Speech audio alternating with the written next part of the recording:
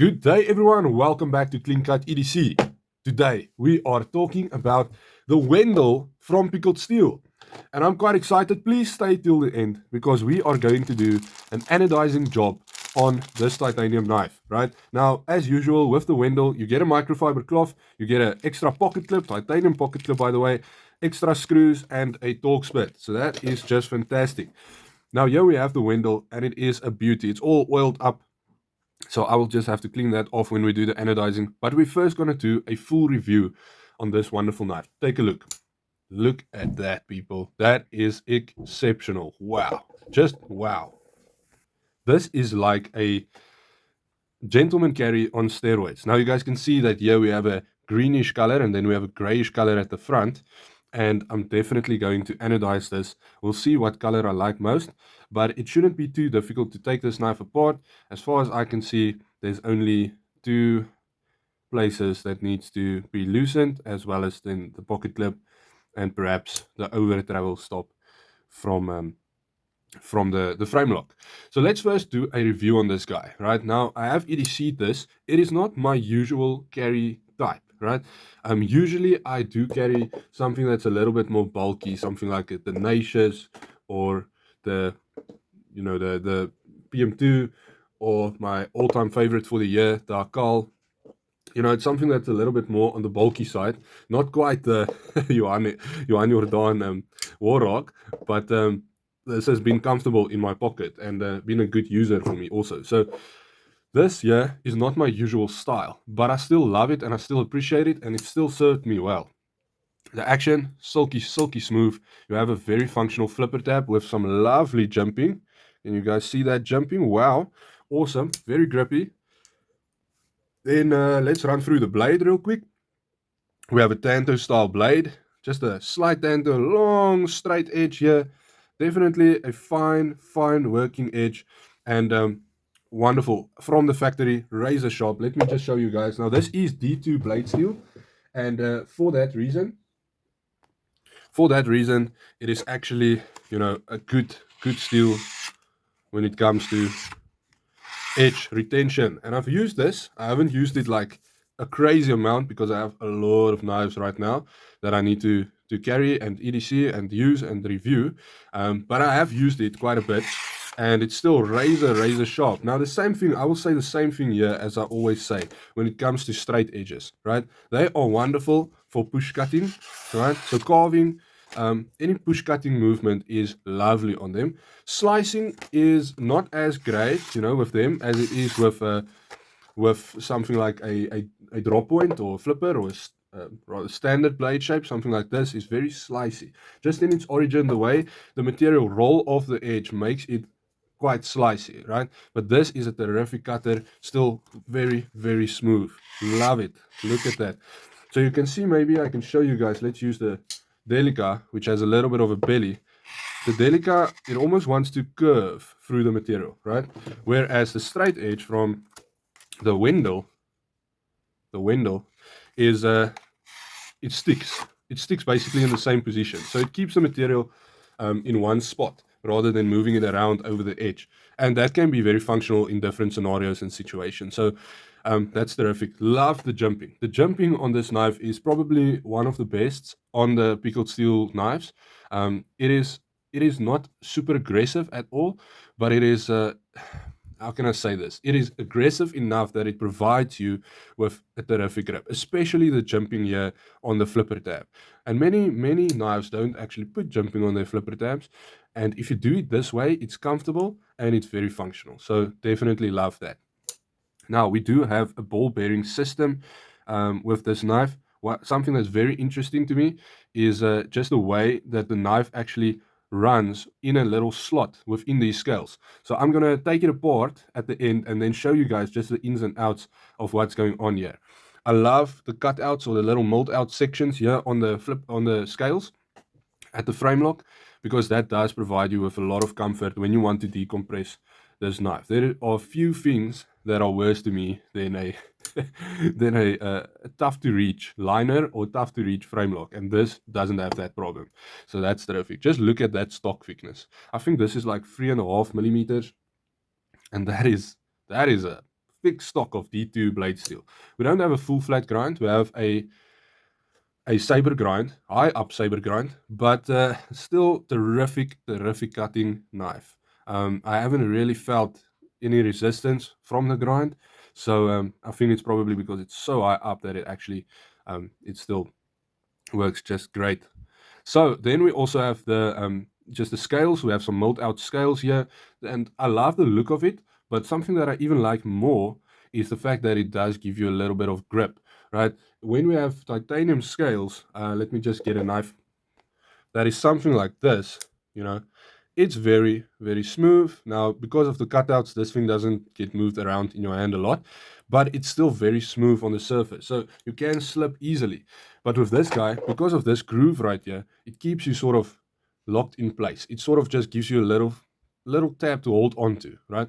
And that is just fantastic. Now, this is quite a big a big knife. I can fit another pinky on this guy, so you won't have any problems with this guy in hand. This is a terrific size knife. So it's definitely not your average gentleman carry type knife, right? It's a big boy.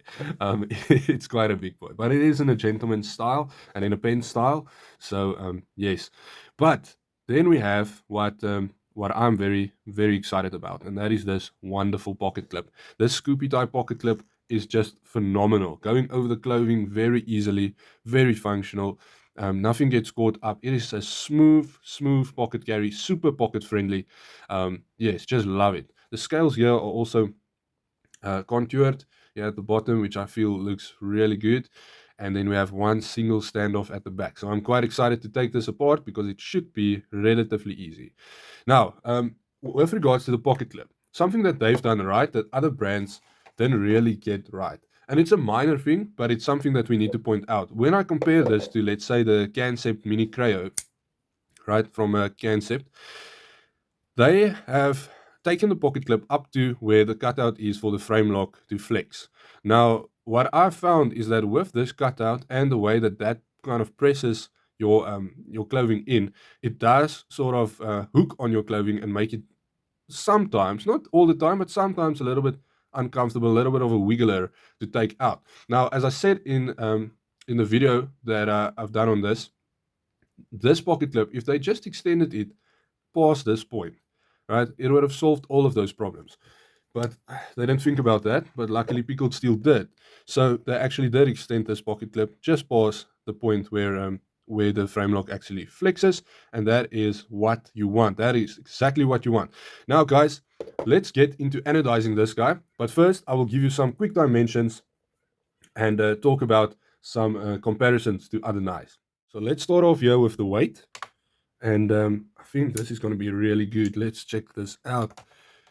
A wonderful pocket-friendly 90 grams. That is light. That is super EDCable, especially for an all-metal knife, right? Titanium, yes, it's on the lighter side, but still a fantastic weight on this actually super long knife. If we compare this to something like the PM2, which is one of the biggest knives that I actually have with regards to my EDC collection, the PM2 is coming up short.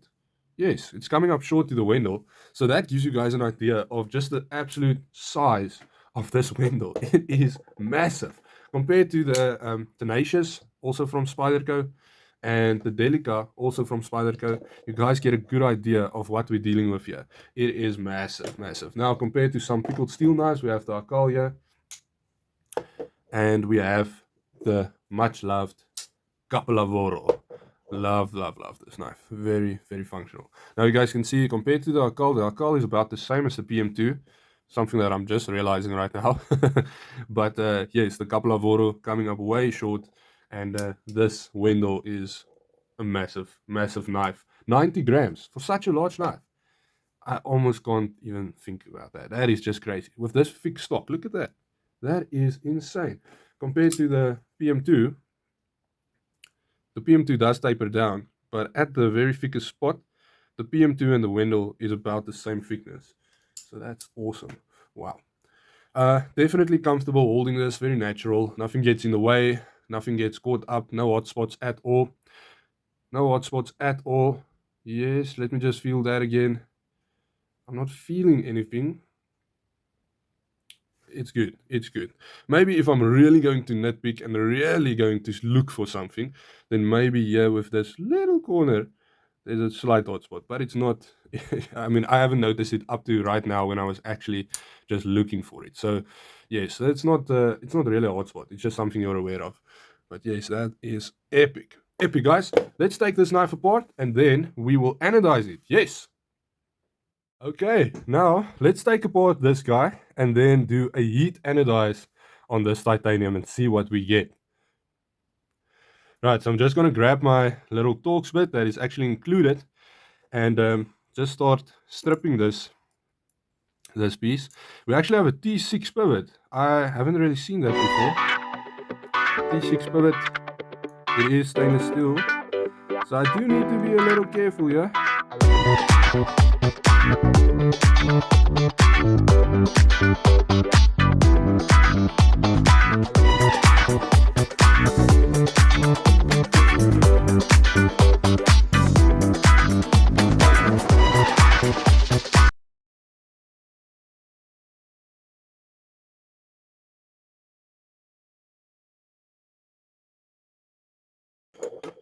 There we have it. So this is what I was talking about earlier. This is what I find interesting, is that, let's just get that bearing away. This runs right within this little cutout on the blade. So it doesn't have a stopping pin. The stopping pin is actually inside of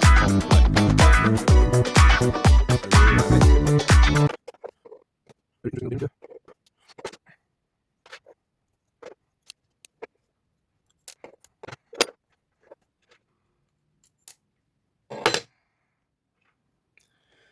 We have a ceramic detent ball, which I find fantastic.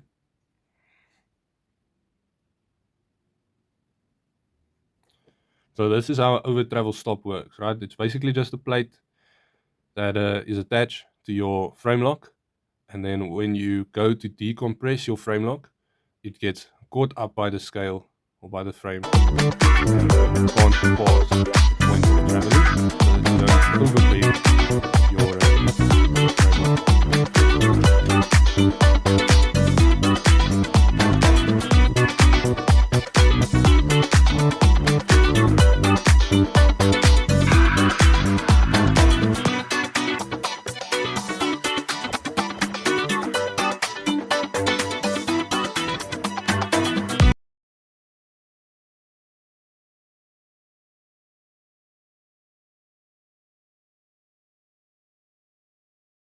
Yes, so we've got our scales, we've got our pocket clip, we've got a little napkin for me to hold onto, and then we've got our blower here, our blowtorch, then we've got some wire. Any old wire will do just fine, and then we have our gas. So, something that will make the process easier, let me rather say that, is if you can actually hang this from something and don't need to really hold it in your hand, right? So we're going to move to another location and we're going to actually hang everything the way it should be and keep this a safe exercise. Right, guys, so probably the worst thing that could have happened when someone films a video like this is exactly what happened. And I ended up running out of storage right before right after I started filming. But anyway, this is sort of what we have here. So this is kind of what I wanted to go with. It is this goldish, purple, greenish color, and it is wonderful. It's a little bit dirty still because I did do this outside. But yes, this is exactly what I wanted, because I've got another knife called the Valkyrie in titanium, and it has this sort of a goldish, it has aquamarine or a marine green color to it. But here and there, difficult to show on camera, but here and there pops a little bit of purple through, a little bit of gold through. So that's sort of what I wanted to go with. So yeah, I did managed to get some gold, I managed to get some green, managed to get some slight hints of purple. I really need to clean this well afterwards. But yes, this is sort of what I wanted at the start, is to give me the colors that I already have with this guy right here. Now, not the marine, but the goldish, bluish, purplish aspect to it. So that's what we got. I'm gonna put this. Back together, and then we'll see what it looks like. Right, guys. So I just want to apologize for not being able to show you guys the anodizing process. I feel that this side has came out a lot nicer than this side, but it's still actually what I wanted. So now back together. This has got to be one of the easiest knives to take apart and put back together.